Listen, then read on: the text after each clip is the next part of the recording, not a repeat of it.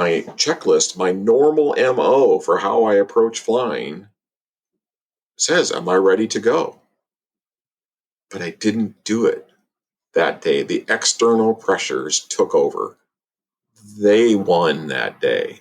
That's CFI Chris talking about his recent accident in a Cessna 170. Hello again, and welcome to Aviation News Talk, where we talk general aviation with relevant news and flying tips for pilots and student pilots to help keep you safe. I'm Max Truscott.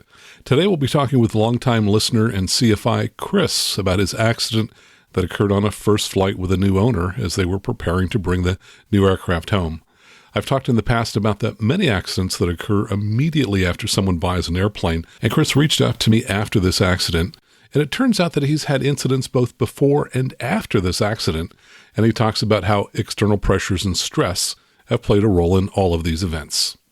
Last week in episode 276, we talked with Mark Epner from Simple Flight Radio about the benefits of recording your in-cockpit audio when you fly, and we talked about lots of different ways you can do it. So if you didn't hear that episode, you may want to check it out at aviationnewstalk.com/276.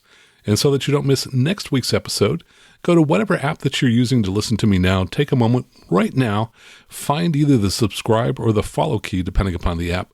Touch that so that next week's episode is downloaded to you for free.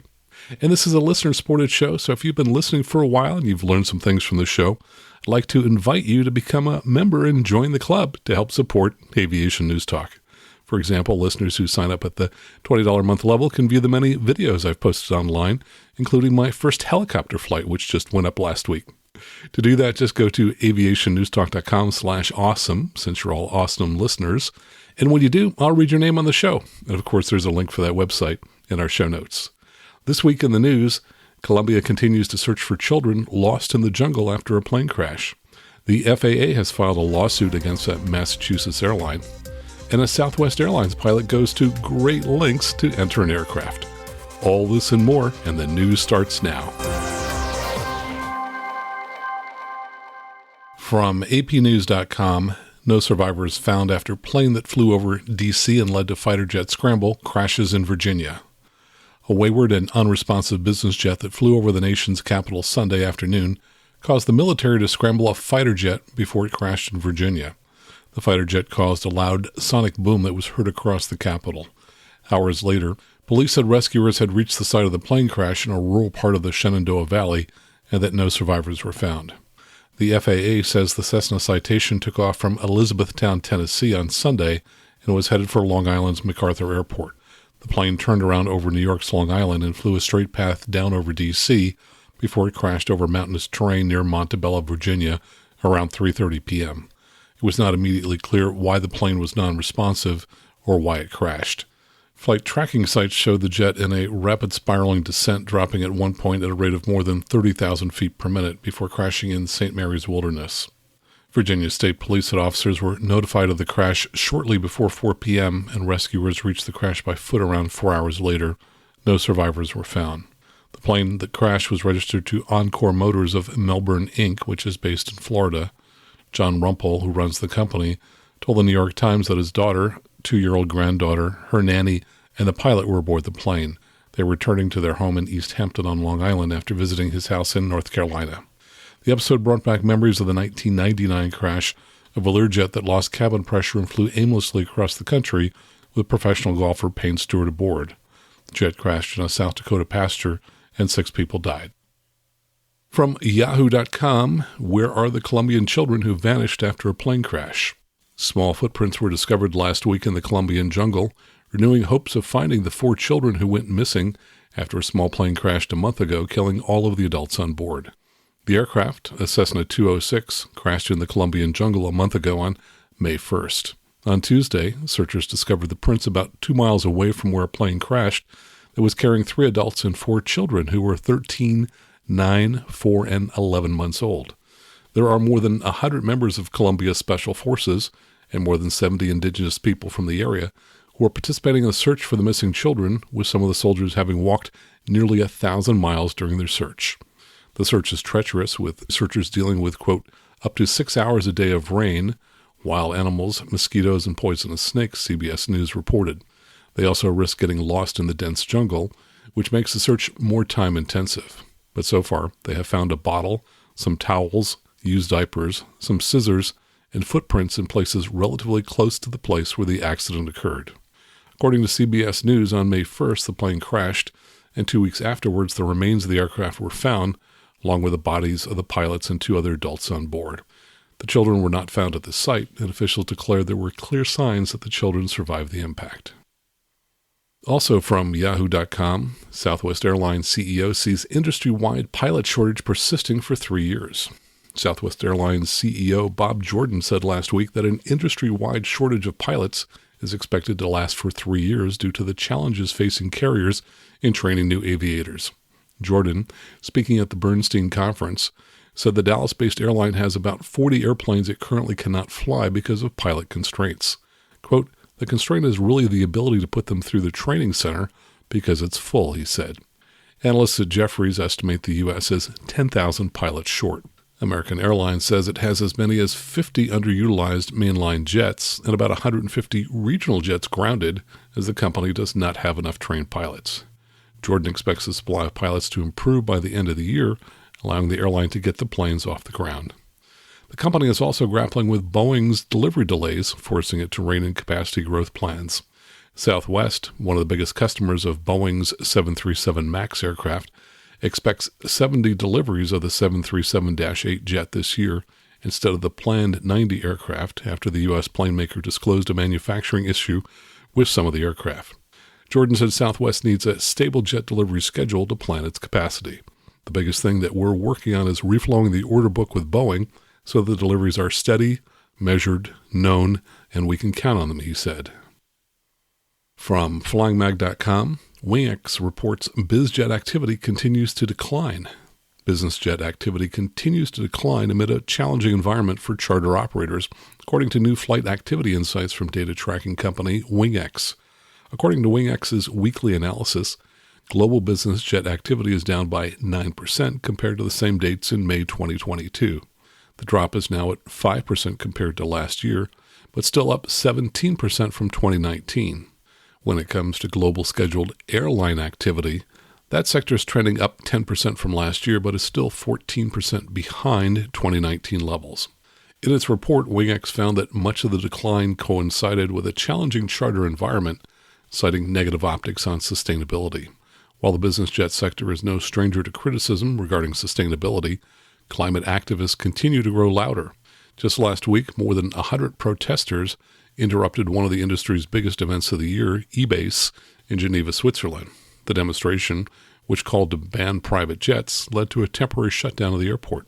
Executives at EBACE responded, noting that the industry is committed to reducing its carbon footprint and has already cut carbon emissions by 40% over the past 40 years, while working to achieve net zero emissions by 2050.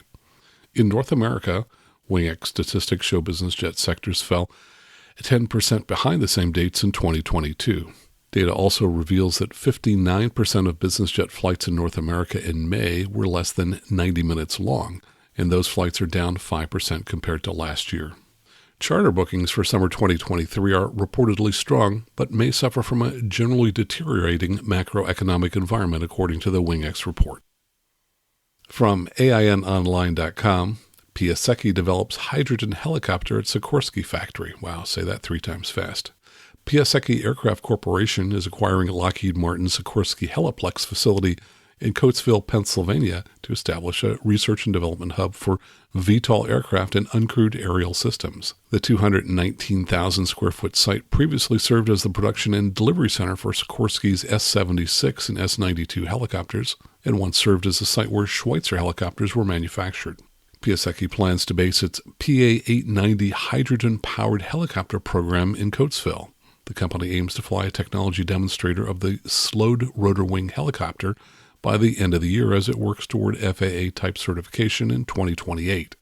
The PA-890 is expected to be used for applications including emergency medical flights, logistics, and passenger transportation. Lockheed Martin closed the Sikorsky Heliplex in 2022, causing the loss of hundreds of jobs. Piasecki expects to reopen it in the fall and to hire around 400 workers there by 2028. Piasecki is working with 5 undisclosed prospective customers to refine the operational requirements for the PA-890. The aircraft is expected to be able to carry a pilot and up to 7 passengers on trips of over 200 nautical miles. Its maximum payload is 1,660 pounds, and the maximum takeoff weight is 7,000 pounds. Hydrogen propulsion developer ZeroAvia is providing its high-temperature proton exchange membrane hydrogen fuel cell technology for the PA-860. This will be integrated with 4 125-horsepower electric motors with a 2-stage gearbox to drive the main rotor and a 150-horsepower motor with a separate gearbox for the tail rotor. From GeneralAviationNews.com, airframe icing fatal for 2. And this comes from an NTSB report. On May 28, 2021, a Lancer Evolution was destroyed when it was involved in an accident near McDermott, Ohio. The private pilot and passenger died in the crash.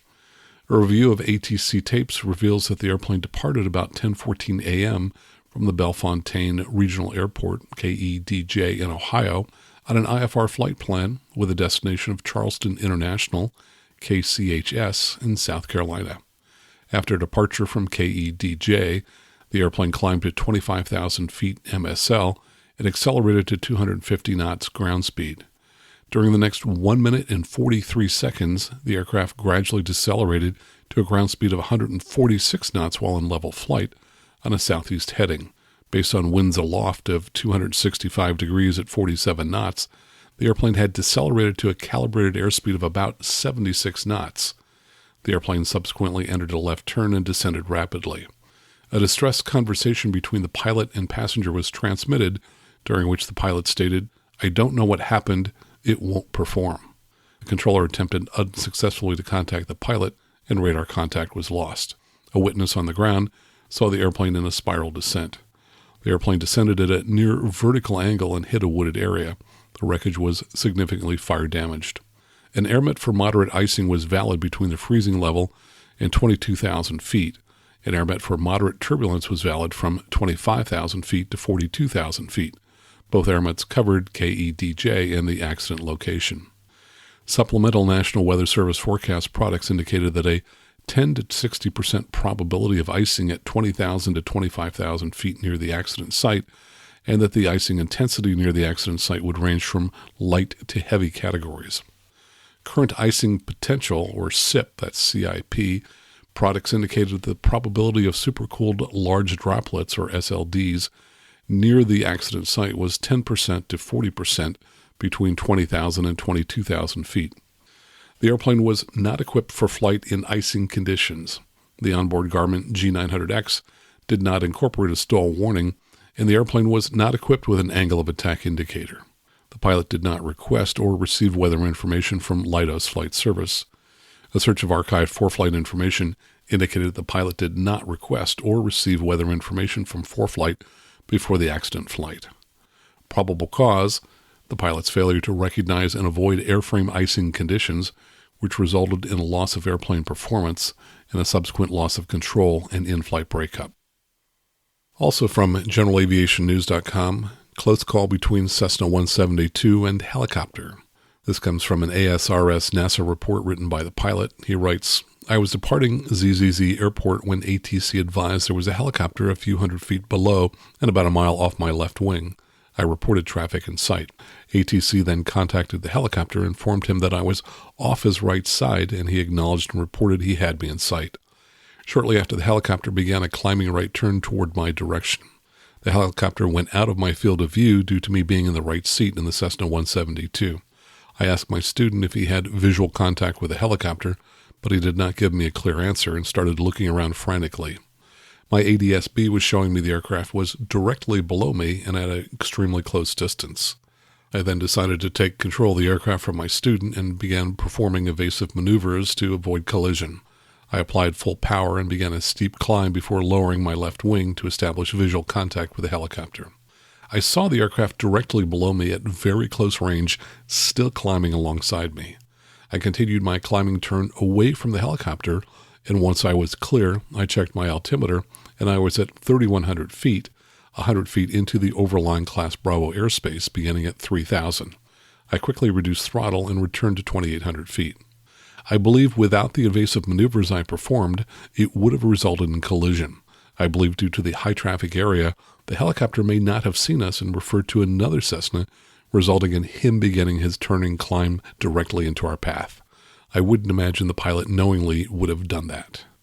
And I've certainly encountered this kind of situation often where the pilot I'm flying with may spot the wrong aircraft. In our area, sometimes that aircraft is an airliner, which is at quite some distance, but it appears to be a small aircraft that's closer to us. And the traffic system can certainly help resolve these mistaken identities of other aircraft.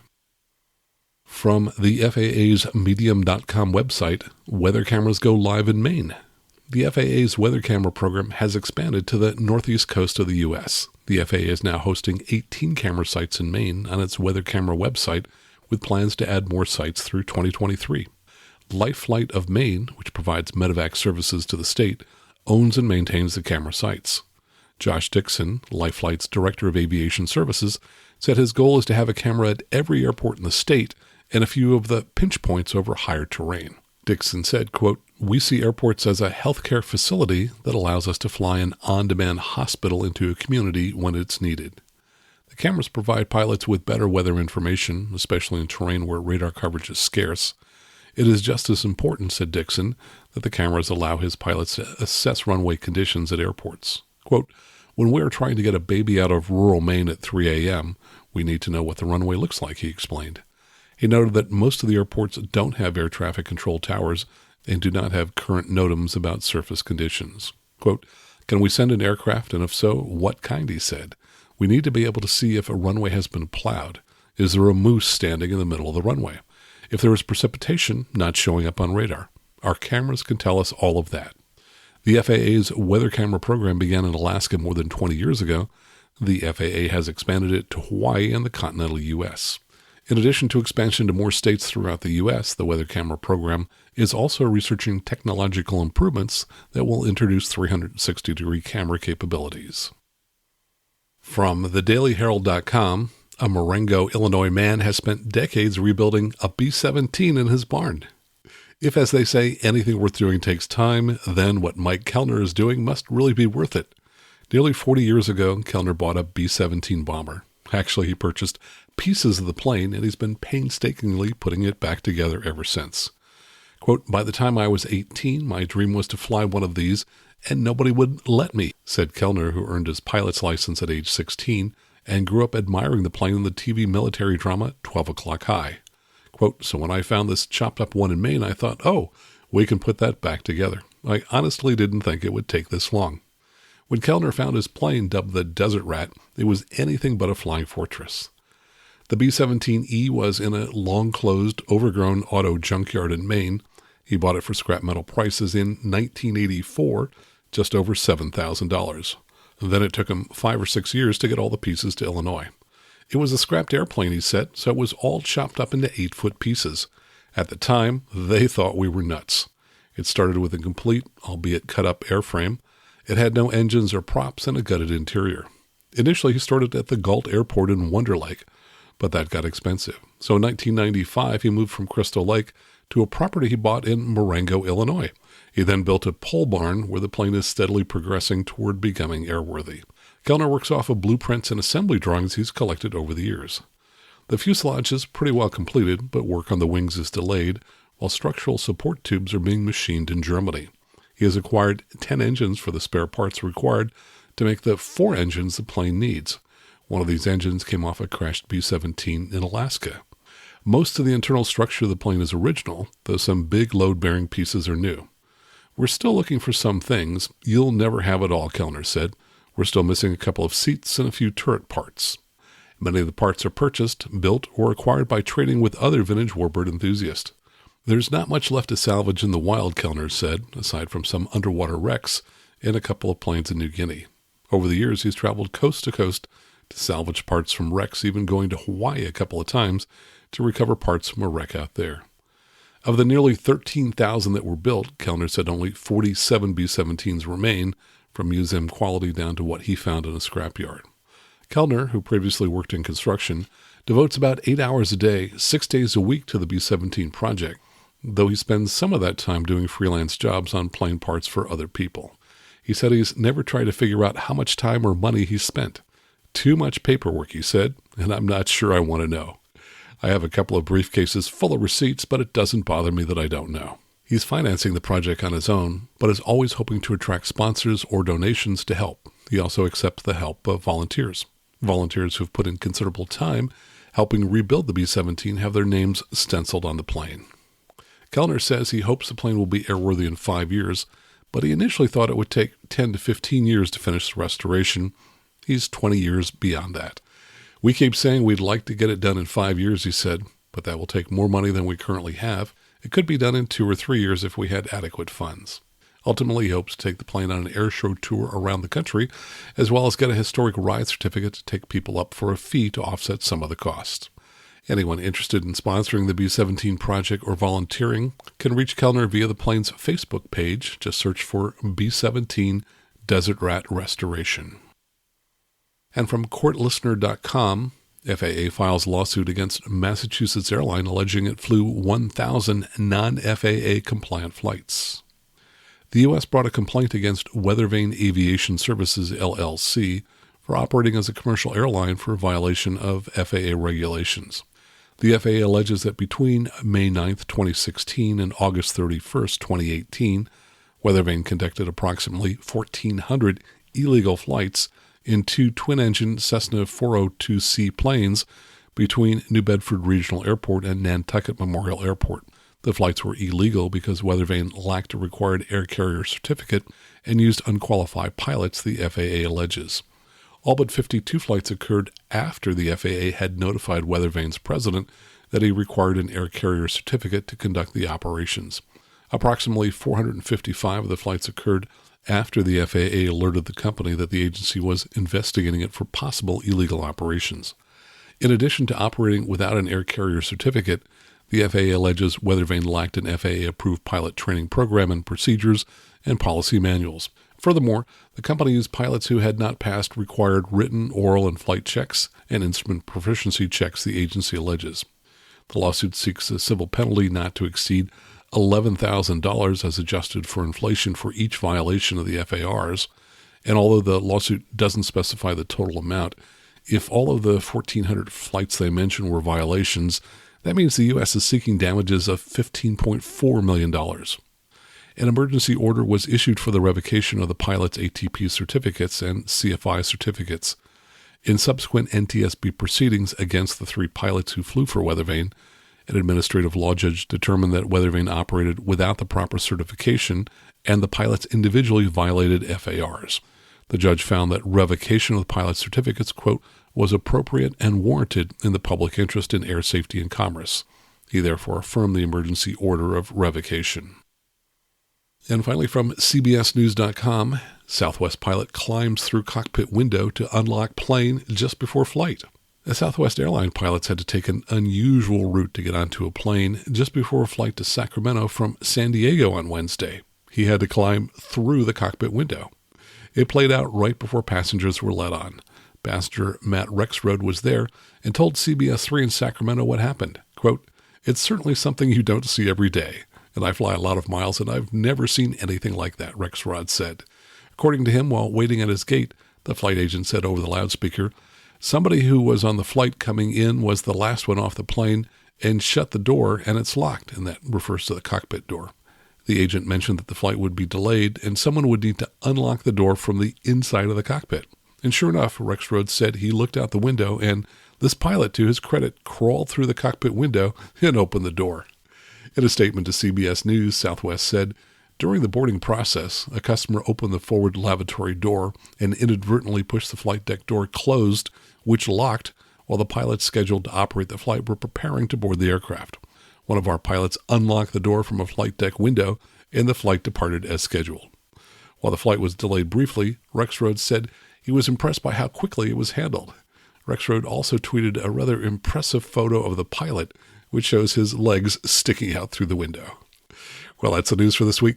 Coming up next, a few of my updates. And then later we'll talk about how external pressures and stress led to several incidents and accidents. All right here on the Aviation News Talk podcast.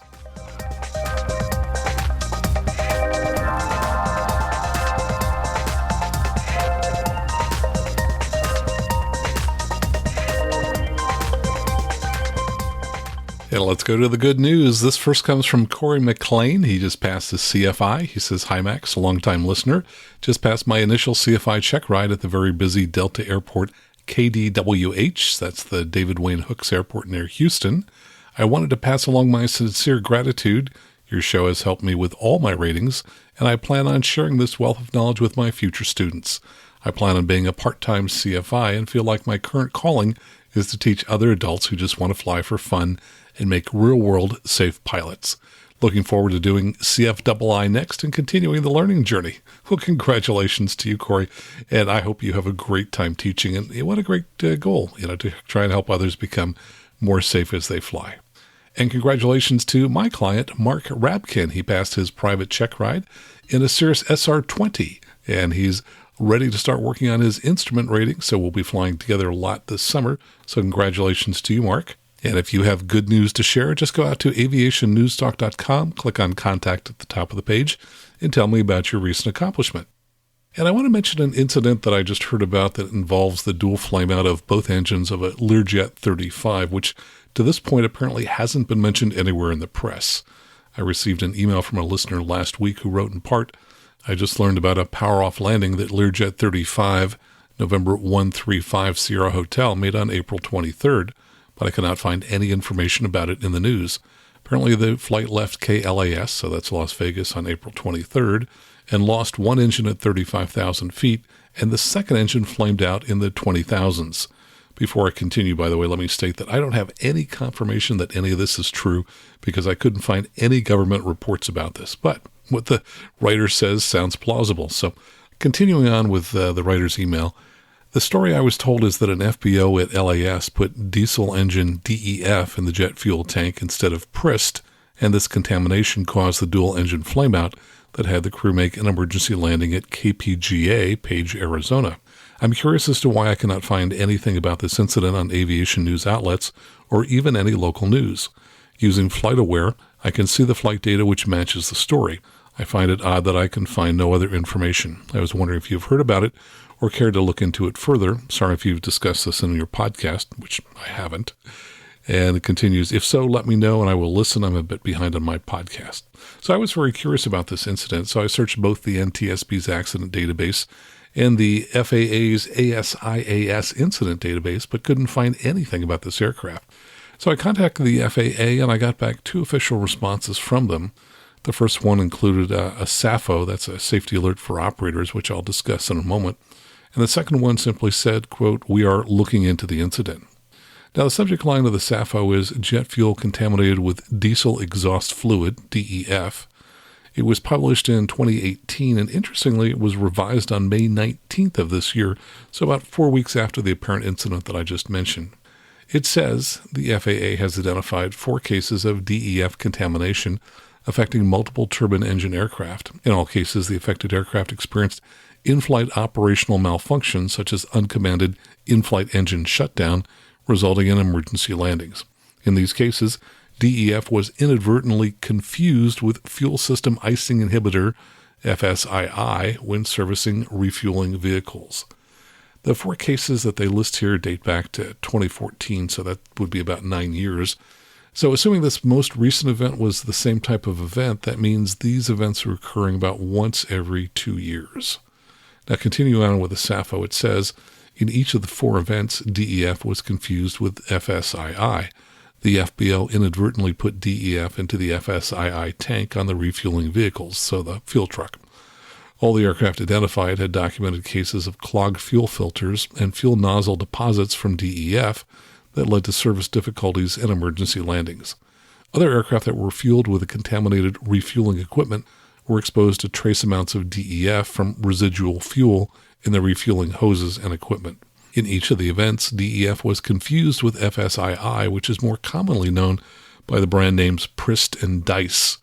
DEF is a clear fluid that looks similar to FSII.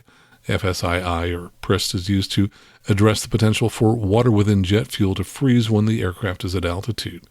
FSII also prevents microbial growth in aircraft fuel tanks. DEF is not a fuel additive and should never come into contact with diesel or any other fuel. On vehicles, it's stored in a separate tank, typically identified by a blue filler cap. Now, the SAFO also mentions an industry working group that came up with recommendations for this problem back in 2019. So I went out to their recommendations. And under recommendations for pilots, it says, quote, there are currently no pre-flight procedures that pilots can use to identify the presence of DEF in jet fuel.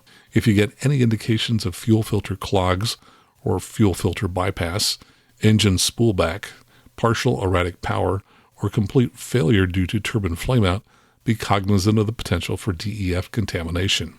If on the ground, do not take off. However, these indications will likely not manifest until later stages of the climb segment and possibly not until the cruise segment. Expect additional filters and engines to follow within a short amount of time. Conserve altitude and turn toward an airport without delay.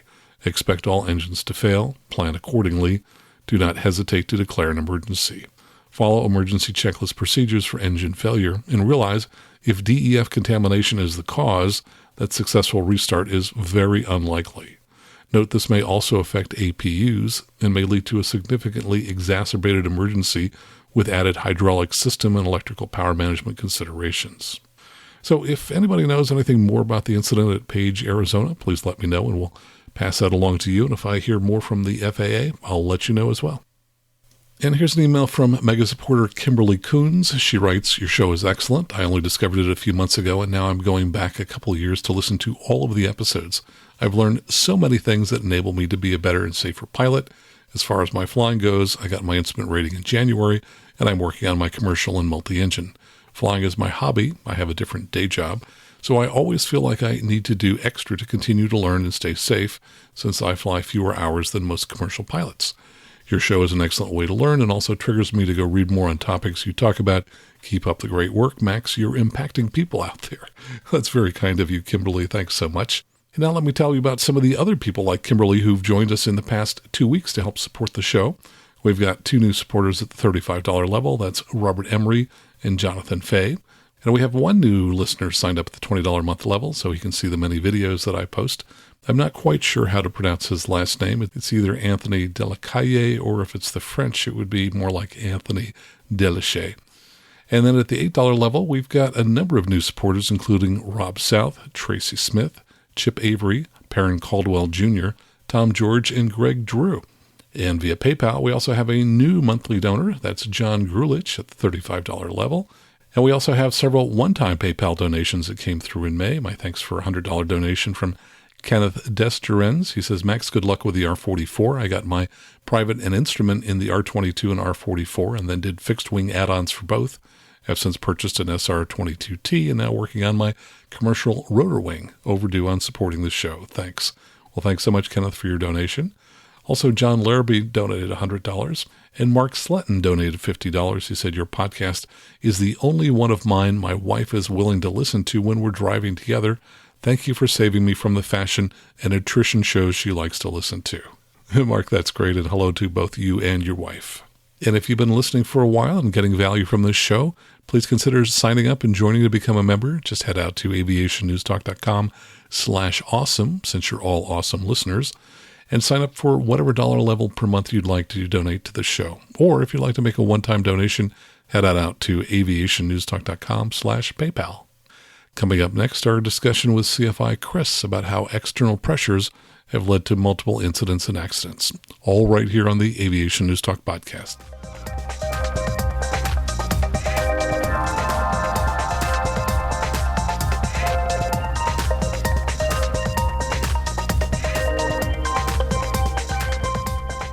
Well, Chris, welcome to the show. First, thanks so much for being a longtime listener and for the emails that you've sent me over the years. Oh, it's great, Max. I've interacted with you several times, and I just love your part of the aviation world. Well, great. Well, thanks for reaching out to me last month when you wrote, I am a CFI and recently had an accident on a first flight with a new owner preparing to bring his aircraft home. I have heard your analysis of new owner flights, and I still succumbed to the risks and failed. And if you'd like to visit more on this, we could talk about this on the show. So first of all, thanks so much for reaching out to me. Hopefully you and the owner got out of the accident unhurt, right? Oh, yes. No injuries. The power of over-the-shoulder harnesses. The airplane was retrofitted. It was a classic, but it had over-the-shoulder harnesses, and nobody was hurt. No damage or no hurt, no injuries to anyone. Except maybe to some egos, I'm guessing. Yeah, that's an understatement. That joke was used several times. So let's dig into that a little bit. Take us back to the beginning. When did your client first approach you and say he was thinking about buying an airplane, and what did he tell you about it at that point? This is actually a client I've been working with for quite some time. He experienced person in the world, much like myself.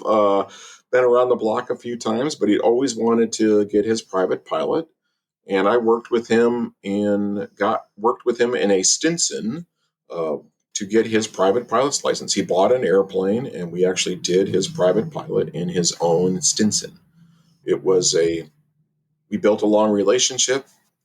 Doing a private pilot work is you build quite a bit of rapport with your student, and we got along well. We were good spirits, and so we did his private pilot together. And I saw him through till he got past his check ride. And then when did he contact you about buying an airplane? He actually bought another Stinson after that point, and I helped him ferry it north. But then he was interested in upgrading to a 170 from the Stinson. So he found a 170, and he was like, "Oh, this is great. I'm going to work the deal. Are you happy to help me if I need to get some insurance help to get it home, to get checked out in it?" And I said, "Yes, I'd be willing to do that." So sure enough, he was able to close the deal, get financing, all that stuff. And the insurance said, all you need is a 1 hour checkout, and then you can ferry it home. He was a private pilot. He'd had maybe 100 hours of tailwheel time by this point. So he was not inexperienced. And so I said I'd be happy to help him, and we're looking for the window to go pick up the airplane. It was not locally; it was a couple hundred miles away. Mm-hmm. And what about your background? Do you have a lot of tailwheel experience and/or 170 experience? Yeah, I learned to fly decades ago in college, but I got. It's been, I think it was 2015. I got back into aviation. Had the means, had the time, had the desire. So I busted off my rusty pilot, got rechecked out again, and then eventually added on a commercial rating, my CFI, my seaplane, my CFII, just as a progression of a way to get back into enjoying it. Turns out I love teaching. That's what I kind of do. I'm not a teacher by trade, but I'm a teacher by desire. I just love sharing everything. And so I love tailwheels, vintage airplanes, dreams of 195s and Beech 18s. Those are but Super Cubs, Cetabrias, 170s, that's the nature of the game. And I'm happy to do that kind of work. And so kind of become the tailwheel person. People call me from all the local areas, say, "Can you help me get checked out in my tailwheel airplane?" Because no flight schools have any, no insurance companies all want checkouts. They all want long checkouts. So there's lots of demand for tailwheel instruction. Yeah, you're talking about specialization, which I've always felt is really important for CFIs, particularly if they're in an area where they have enough business where they can afford to turn some of the business away. That allows you to specialize. And I think that our clients benefit from that as well, because they're going to be working with someone who's going to know more about the gotchas that they might be encountering. And I think that's, as we get into the story, I think that's part of what really hurts. This is the specialization that I chose to do, went out of my way to choose to do. And in the end, I've had a couple gotchas with this specialization. And that adds to the negativity, the negative thoughts that happened. Well, yeah, now everybody hates to be involved in any kind of bending of metal. But let's talk about the day of the accident. What was the plan that you had for that particular day? And then later we'll talk about how it all played out. Well, And that's probably part of the problem. The plan was we had to ferry an airplane a few hundred miles over pretty inhospitable terrain, so that conditions had to be right for this. And so we'd been watching the weather for weeks, looking for an opportunity to get north. Wintertime in the north is challenging, icing terrain, mountainous areas. So the day before, we said, hey, I think there's an opportunity. We should go. The problem was I'd already planned to do some flight training for myself. I was going down to that general area to get multi-engine training. So I had planned already to go and get my initial lessons in a multi. Lots going on there, lots for myself to learn, and I'm entering the student mode. And somehow I thought it was a great idea. Oh, we'll go down together. We'll go to my lesson together. We'll hop in the airplane I'm taking the lesson in and go to this airport where your airplane is at. I will drop you off. You can go have the new owner can go get the airplane, finish the paperwork, pick up the parts. I'll go off and have multi-engine lessons in the surrounding area. I'll come back. We'll do a short flight, that hour flight that's needed for checkout to make sure that you're all good. And then we'll get back in the airplane and we'll fly back to go home. Should have been giant alarm bells ringing right at this point, but I didn't heed them and thought, this is a great plan. I'm being very efficient. And was the plan for him then to fly the airplane back home himself after you did the 1 hour checkout? No, we already knew that morning that the weather had turned. We thought maybe he could do the ferry home, but it was not going to be possible to do the ferry home. So we thought, well, let's just get the checkout done so that I don't have to go back and help him again to get it home. I understand. Then he could go down on his own and pick up the airplane. Well, let's talk about how it unfolded. How did the day go compared to your plan? Well, it went pretty good. We got up early. We got to the airport. We flew down by commercial travel down to where I was taking lessons. Met up with my instructor.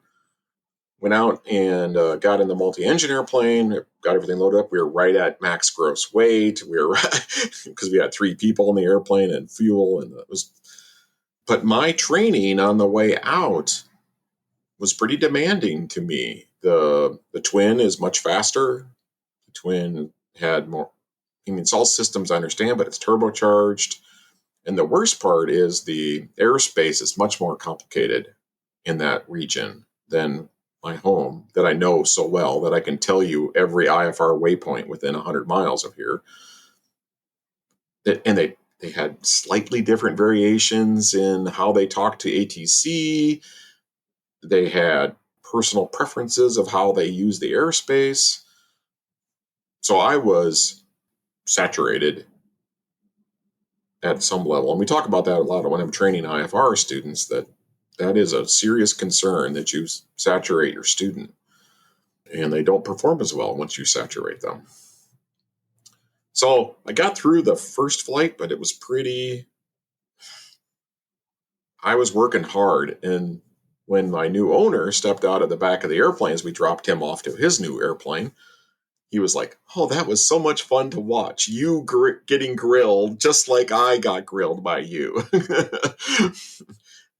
What I had done to him, he was watching be done to me. Sure. You know, struggling to the point that I wasn't able to make radio calls because I didn't understand what was going on, dealing with it.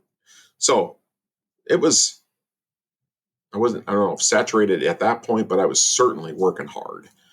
And great, dropped him off. All was well. We got back in the twin and went out and did circuits and more twin familiarization.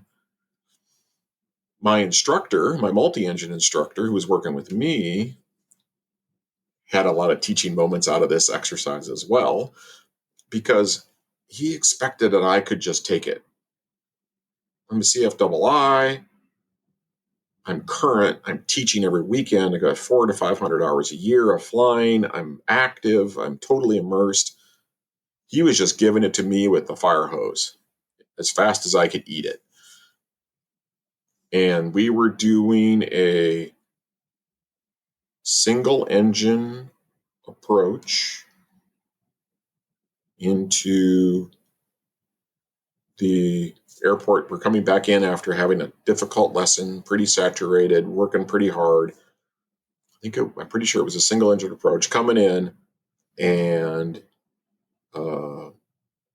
I could not keep the airplane straight. We were flaring for final, and I foot to the floor. I could not keep the airplane because we hadn't briefed that as part of the pre-briefing. We were just rolling with it, and I had forgotten to close the throttle on the operating engine.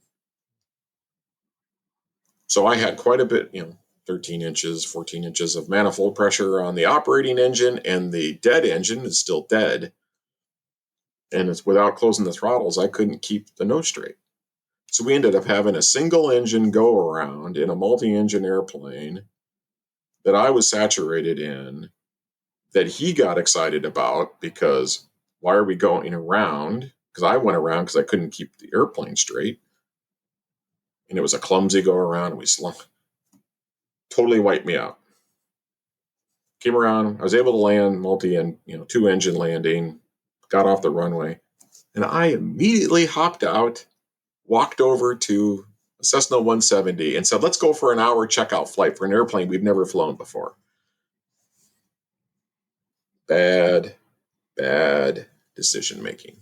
Give us a little idea of how much time you spent in the twin on that particular day, and how much twin time have you had in the recent times before you did that flight training?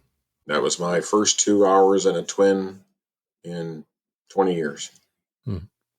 And I'm guessing that one of the engines kept failing quite a lot during the training?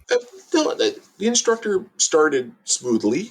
I mean, we did, but even just a normal takeoff in a light twin is a much different experience than a 172 or a Super Cub. It's it's turbocharged, set power settings, all that. So it was quite demanding of systems and everything. I understood the airplane, but the speed and everything was demanding. And logically, my multi-engine instructor regrets it because he just assumed I could handle it all because I've demonstrated I can.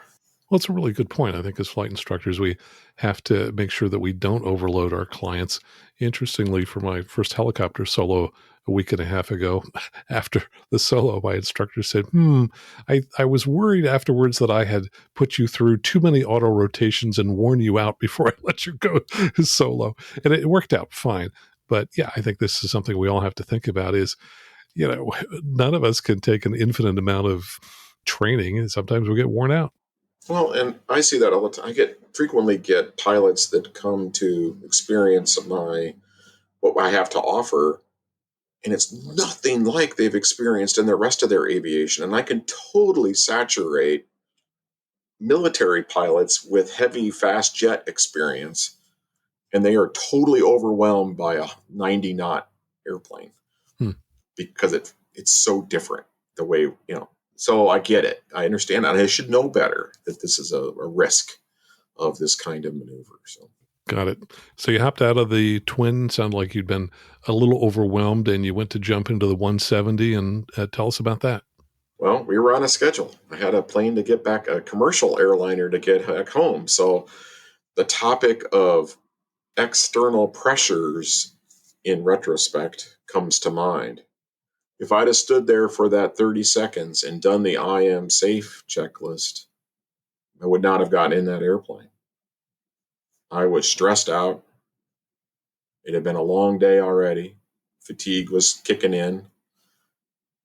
And here was an external pressure of, I Got to do this flight, got to get this done so we can get done, so we can get back in the airplane, so we can get back to the airport, so we can go get home.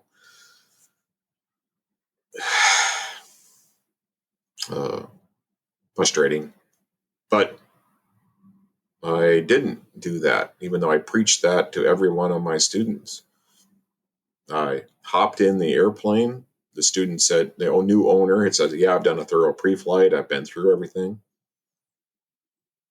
My normal MO with getting into a new airplane to me is I do the very thorough pre-flight. I want to know what's going on. I didn't even look. I got in and said, let's go. We don't have much time.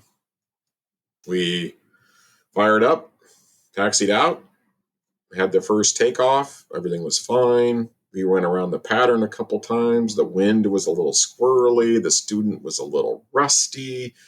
He hadn't really flown that much before he bought this airplane, so we ended up doing low approaches. Let's practice straight. Oh, we had to switch runways because the wind switched around a bit. We didn't really know the airspace. We came back in and had a full stop landing, taxied back. Wasn't the best landing, but okay. And then on the subsequent takeoff, from a full-length takeoff, with busy traffic in the pattern who are doing power off 180s, practicing their commercial, they're calling saying, hey, are you clear of the runway so I can do my power off 180? Busy pattern. I said, okay, let's go. Had a left crosswind, briefed it, hey, make sure you keep that crosswind correction in. And on the subsequent takeoff roll, we lost control of the airplane. I still to this moment don't know exactly what happened, but we lost control of it and went off the runway to the left, through a snow berm, nosed the airplane over onto its nose, hit both wingtips in the process, and ended up with hanging from our seatbelts, looking at the snow with fuel pouring out of the fuel tanks. And what happened next? Both kind of felt like we're okay. Let's get out of here. Unbuckled our seatbelts. I could not get out my side of the airplane. It was going uphill, whatever the case may be. We both kind of fell out the pilot's door into 3 feet of snow. Got away from the airplane. One of the people that was in the pattern had just landed. He saw our tail sticking in the air, literally, length of a Cessna 170 in the air. So he came rushing over in a car. Several other people joined us. There was no airport operator. It's uncontrolled field. We were able to breathe for a minute. We worked with the people. We used some straps and some muscle power and able to set the airplane down on its gear. Guy came with a skid steer and dug out the snowbank so that we could pull it back onto the runway. Pulled it back to a tie-down spot and parked it. Both wingtips damaged, both spars damaged, gearboxes wrinkled, prop damaged. Tied it down, got back in the twin, headed back to the airport, got back on a commercial airliner and went home. Somewhere along the line, we called the NTSB, as you're supposed to. And we've been struggling with the aftermarket ever since. So tell us a little bit about the aftermath. What have been some of the ramifications of the accident? Well, we were both insured. I had CFI insurance for myself, non-owned insurance with CFI coverage. The new owner had insurance as well for his aircraft. To this day, it's been almost 2 months later now, we haven't got any resolution from the insurance companies. It's very slow. They're battling each other. Poor communication. I don't know whose insurance is going to pay. My CFI insurance came due since that point. Said to renew, and I had to fill out the form. of what happened, what was going on, and whatnot. And I said, I've had an accident. It was clearly an accident. There's structural damage and all that. Accident. And I had another incident several years ago doing tailwheel instruction. So I had 2 accidents or incidents in the last 36 months that caused significant damage. They wrote back a nice little letter that says, thank you, we've decided not to renew you. So I'm currently not insured as a CFI. Thankfully, I work for a part-time flight school that does still insure me. So I can continue instructing at some level. FAA got involved. Of course, got heard from the FSDO investigating officer. That's still not resolved. Still getting messages from the FAA every other week or so. Give me some more information. So the airplane's still sitting there on a ramp, still bent up, totaled, according to the adjuster. The adjuster looked at it and said, this airplane's totaled. Somebody will repair it, but it's beyond the economic value. And our lives are just kind of stuck a little bit with this scarlet letter that I've got. Well, that's unfortunate. You and I talked about a week ago when we first connected after your email, and you mentioned that something else had happened just the day before. Tell us about that. Yeah. So obviously you can see the thread of this incident was external pressures, going fast, running, trying to do it all. Well, just the day before I talked to you a week ago, I did the same thing again.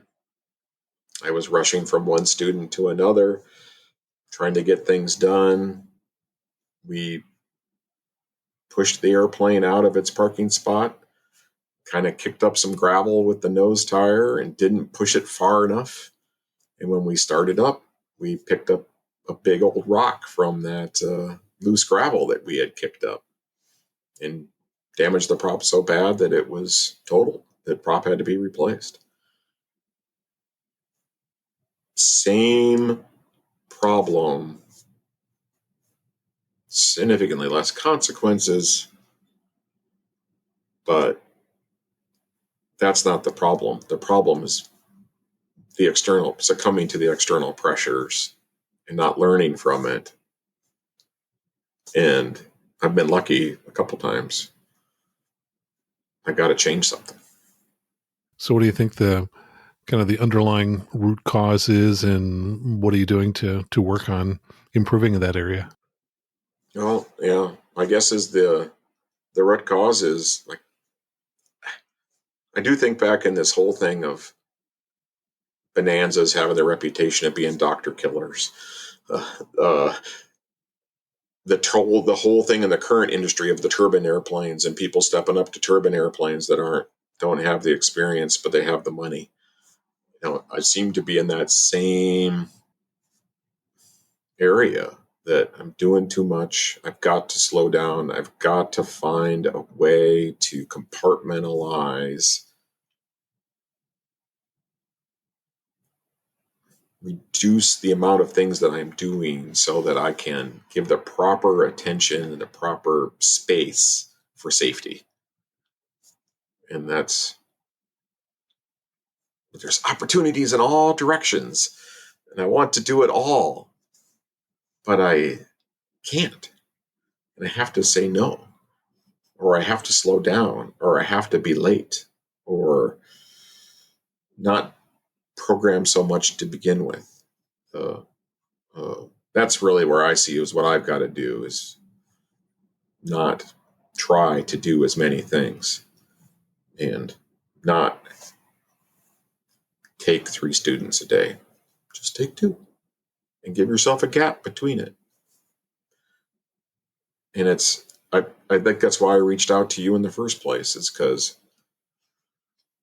I am not the only one. I think aviation attracts us, our personality types. And so how can I share my story to help another pilot. You and I are both trained as engineers, and I know one of the underlying themes of my life is I'm always striving for efficiency in just about everything I do because, hey, that's what they trained us in engineering school. And part of that, I think, is just trying to pack too much in the day. I know that I'm up late at night and don't get enough sleep, and I'm just always striving to pack more into the day. Does that resonate with you?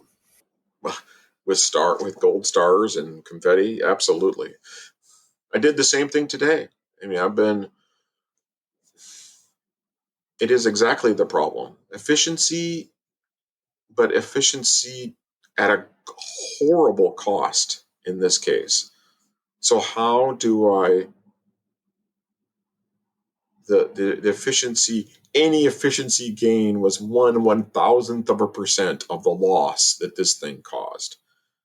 So it's a rationalization as an engineer. I can absolutely have maximum efficiency by not having any catastrophic results. The 737 MAX, the all these things of trying to eke out 1% more at a horrendous consequence. And this is all mental. There's nothing about the machines in this standpoint, but it's still the micro efficiencies without seeing without recognizing the consequences of the big efficiencies. How much does this feel like maybe Superman approach in terms of, wow, I know that I'm talented and I can do it all? I mean, does that kind of fit at all? Because certainly that's the way I would try and describe some of the things I've tried to do in the past. Yeah, and I've been reflecting on it, of course, and I think in the past the balls were smaller. I, they weren't as consequential. I wasn't. I was just flying. I wasn't helping new owners fly their airplanes home on their first flight. So because of my experience, I've graduated to bigger and bigger balls, and the consequences are much. I'm still the same Superman I was 40 years ago, or at least 40. That's a little long. But I asked my wife if I've always been this way, and she goes, "From the day I met you, yes." And so it is part of who I am, but it's in fact I have now had catastrophic consequences to my Superman tendencies. How can I twist Superman to protect me from that? And that's what I'm here for today is if Superman could retwist its vision to say, I am safe, I'm not going today, that would have been the most powerful lesson that day standing on the ramp. Yeah, it sounds like you had a plan for the day and you decided that you were going to accomplish that plan no matter what, when the evidence at the time would have been, hey, there's an unexpected change. We really should change this plan, and it's going to be inconvenient, but we probably shouldn't do that 1 hour flight. Right. And shouldn't have done it in the first place. Should have seen the flags to begin with. But my checklist, my normal MO for how I approach flying says, am I ready to go? But I didn't do it that day. The external pressures took over. They won that day. Oh, I'm that get there itis, that accomplishment. I want to get everything accomplished. Won out over me standing there going, am I safe to do this flight?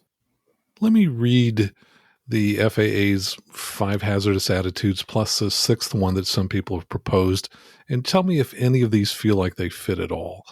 Anti-authority, impulsivity, invulnerability, macho, resignation, and the sixth one that's been proposed is loss of face. Mm. And actually, the proposed sixth one's a pretty good one. For me, I I want to make everyone happy. I've said I would do this. I want to get it accomplished. If it had been myself, would I have made a different decision? But because I said I would do it, and I said I would help this owner, and I said I would take care of it, to have stood there. Now, in retrospect, the owner said, hey, if you'd have said I couldn't go fly, I would have totally accepted that. I believe him, but I couldn't do it. So I think loss of face is a very, I would support that proposition to add that to the FOI or wherever it is in the, in the curriculum. Yeah, I talked about that in a prior show, and I researched it and found that proposed, and I thought, wow, that really does apply, particularly, I think, in this case where, as you've said, if it were just you flying, you probably would have made the right decision, but since you didn't want to let other people down, it was harder for you to do that. And I think that's probably what leads to a lot of accidents. I think a lot of pilots are unwilling to tell other people the harsh truth, which is, this is probably not a good time to fly because of X, Y, and Z. And if we were only to share that with our passengers and explain to them, well, this might be a little risky, they would probably go, oh, well, in that case, let's not fly. And yet I wonder sometimes if we're we're proud of our accomplishments as pilots, and we're trying to demonstrate to others how skilled we are and what a great value and what great utility we have with our airplanes. And we just kind of push it too far. Yeah, I mean, that resonates with me. It really does. I see that with students all the time. Yeah. I preach personal minimums. I have them written down in my wallet. I have a wind limits and whatnot, and I stick to them. But I'm always encouraging my students, should we go today? They are frequently saying no. It's within my limits, but it's outside theirs. And I'm encouraging them to extend their limits. I don't want to let them down that they came for a lesson. And I take them out in an opportunity where it's probably not conducive to them. Too bumpy, too windy, too low of vis, whatever the case may be. Tell us a little bit about the first incident a couple of years ago. Yeah, similar scenario, working with a new owner in a new to him airplane, experienced pilot, but rusty, out of current flight review, needed, but was learning in his new airplane. And remember discussing we would do power off 180s that day to get to know his airplane better. We talked about best glide. I asked the owner, what's best glide in your new airplane? He gave me a clear answer. I didn't check it. I didn't retrospectively go back and look at it. I didn't know his airplane that well. I fly a lot. That's a danger of being the kind of flight instructor I am. I fly lots of different airplanes and I can't keep them all straight. And we ended up getting slow on base. And I remember clearly telling the student, hey, we're slow. Get that nose down. Let's get some speed back up. We're doing a power off landing. We need some speed. And I don't remember the last 3 seconds, but we landed so hard that we sprung the landing gear and had a prop strike on the runway. Turned out to be just an incident. We didn't damage the gearboxes, but we did have a prop strike, and there was lots of money involved and damaged the landing gear and the tires. But nonetheless, that was a similar situation of wasn't prepared, didn't take the time to figure it out. So I'm struggling with myself because this is obviously a part of, I need to get better. I need to find a way, or I need to stop. One or the other. And I enjoy it so much. Feel like I'm pretty good at it. But if I can't manage this risk, I've got to stop. What were the various insurance ramifications of that first incident? Actually, my insurance paid to fix the owner's airplane. In that case, I learned the owner did not have insurance. I knew that when I was flying with him. And so there was no insurance available except for mine. And after that, I said, I'm not flying with those without insurance. Uh, I don't want to be an insurance expert, but that's I guess I need to be, and I'm got a long road ahead of me to understand to get insurance back for myself so I can protect me. Yes, insurance is certainly something I spend a lot more time thinking about when I'm flying aircraft that are not in my flying club, where I know that everything is fully insured. And I think it's a real problem in the industry of uh, insurance is getting more expensive, harder and harder. The airplanes that people around here want to fly, people don't want to insure. The limits are getting higher. They have more and more need for instructors and time with instructors. And there's fewer and fewer instructors who are willing to do it because they can't get insurance. Ugh, it's a catch-22 that's going to, who knows how long it's going to take to resolve in the industry. So. Well, certainly flying is fun, and as CFIs, we take on a lot of additional responsibilities. Any kind of wrap-up thoughts about this in terms of what pilots should be thinking about, or especially what CFIs should be thinking about when they're out doing their day-to-day jobs? This is really, don't have an accident is a pretty flip thing to say, but we train, this is exactly what we train to do, is how do we help avoid this? Everything we are training our private pilot students or our instrument students, and whatever the case may be, is how do we reduce our risks to stay safe? And heed your own lessons, see your own risks, manage your own situation. You are in high demand. Instructors are needed, wanted, desired. How do you set limits to protect yourself? And because that's the thing that's really needed. Taking me out completely would hurt even more. Yeah. Well, I think a big thing that comes from our conversation here is that as CFIs, we really need to walk the talk. We have to practice what we preach. Yeah, no, I certainly. And there's where the external pressures comes back in again. I do day after day after day. I practice what I preach. And then the day came where the external pressure was there, and I failed. How to get that real thing in training, how to practice that, how to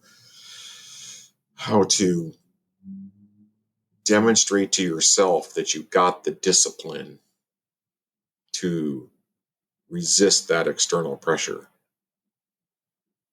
And so it doesn't, that you repeat that, you exercise that muscle frequently. There's the external pressure, I'm stopping. And that's what I feel like, that's what I'm working on now. Chris, I think you've succeeded in a huge way, which you've done something that many people don't do. And that's, you've kind of closely examined yourself and said, hey, is there something about me that was responsible for all these different things? And there's something that I can do better or differently in the future. And many of us are, find it difficult to examine the contribution that we have in some of these different things. So let me just say, first of all, hats off to you for doing the hard work of kind of the self-examination, and also for being willing to share this with other people. I think this is a powerful story. I think a lot of other people are going to learn from it. Yeah, I have to admit, this was a little difficult. I was worried that I wouldn't get through this conversation cleanly because it's raw. After it hurts, and I'm still recovering. I think I'll be recovering forever. I kind of equate it to the what I understand of Alcoholics Anonymous. I'm a rusher. I'm a doer. Will be forever. How do I fix this and manage it? So. Also, I think those of us who like to think of ourselves as Supermen probably need to clip that cape just a little bit. Yes, I agree. Chris, thanks so much for joining us. Yeah, thank you, Max. I appreciate your show, and I appreciate your corner of what you give to aviation. My thanks to Chris for coming on the show and sharing with us his story. I think that's something we can all learn from. And congratulations to him for doing the hard work of self-examination, which is never fun and always worthwhile. So, Chris, keep up the good work. We're all just a work in progress, and there are lots of ways we can all improve. So until next time, fly safely, have fun, and keep the blue side up. And remember that you can always go around. You can always go around. If it don't look right coming down, don't wait until your side's maybe sliding upside down.